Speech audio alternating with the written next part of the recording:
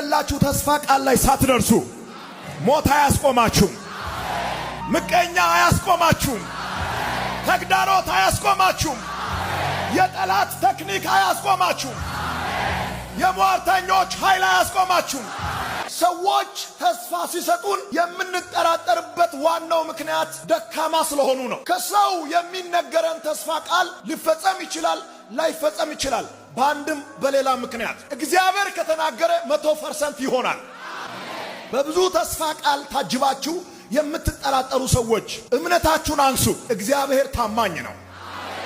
በብሉይ ኪዳንም በአዲስ ኪዳንም ስለ እምነት መጽሐፍ ቅዱስ በደንብ አድርጎ ያስረዳል። ከሰማይ የሚመጣውን መንፈሳዊ በረከት ከእምነት ውጪ ኮኔክት ማድረግ እንደማንችል መጽሐፍ ቅዱስ በግልጽ ይናገራል። እሱ ብቻ አይደለም፣ ዓለሞች ከየት እንደመጡ እንዴት እንደተፈጠሩ ማወቅ የምንችለው በእምነት እንደሆነ መጽሐፍ ቅዱስ ይናገራል። ዛሬ ላይ ሆነን ነገን መገናኘት የምንችለው በእምነት ነው። ስለ እምነት ሰዎች መጽሐፍ ቅዱስ በደንብ አድርጎ ይናገራል። እንደ ምሳሌ ባነሳላችሁ ሄኖክ በእምነት ሞትን ሳያይ ወደ እግዚአብሔር ተወሰደ።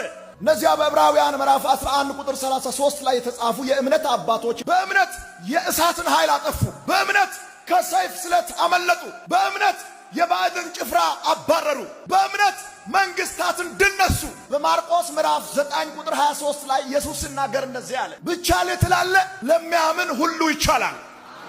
የሚያምን ሰው ሲንቀሳቀስ የሚንቀሳቀሰው እንደ እብድ ነው። ሲሰራ እብድ ይመስላል። የሆነ ነገር ሲጀምር እንደ እብድ ይጀምራል። የሆነ ነገር ሲያንቀሳቅስ እንደ እብድ ያንቀሳቅሳል። 100 ሚሊዮን ካፒታል የሚጠይቅ ስራ የሚያምን ሰው በ100,000 ይጀምራል። የሚያምን ሰው እንደ እብድ ይንቀሳቀሳል ስል በስሜት አይደለም የምናገረው፣ ከእግዚአብሔር ቃል ተነስቼ ነው። መጽሐፍ ቅዱስ ሲናገር ኖህ ጻድቅ ሰው ነበረ ይላል። እግዚአብሔር ወደ ኖህ መጣና አንተና ቤተሰቦች እንድትድኑ መርከብ ስራ አለው። በፊቴ እውነተኛ ሰው ሆነ ተገኝተሃልና ላንተና ለቤተሰቦች ምን ስራ? መርከብ ስራ አለው።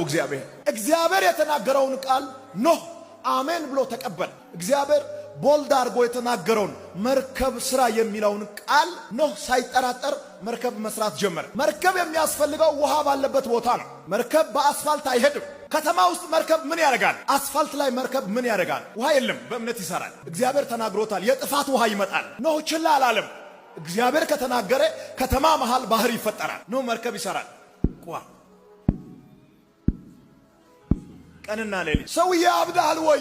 መንገድ ላይ መርከብ ምን ይሰራልሃል? ጠብ የሚል ዝናብ በሌለበት፣ የውሃ ሽታ በሌለበት ሲሄዱና ሲመጡ ሰዎች ወገባቸውን ይዙ። ይሄማ በሽተኛ ቢሆን ነው እንጂ ጤናማ